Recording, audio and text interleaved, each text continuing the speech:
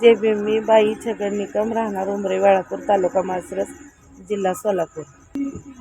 मी महार या जातीचे आहे असं बोलून चल तुझ्यासोबत शारीरिक संबंध करायचे आहे असं बोलून मला मारहाण करण्यात आलेले आहे.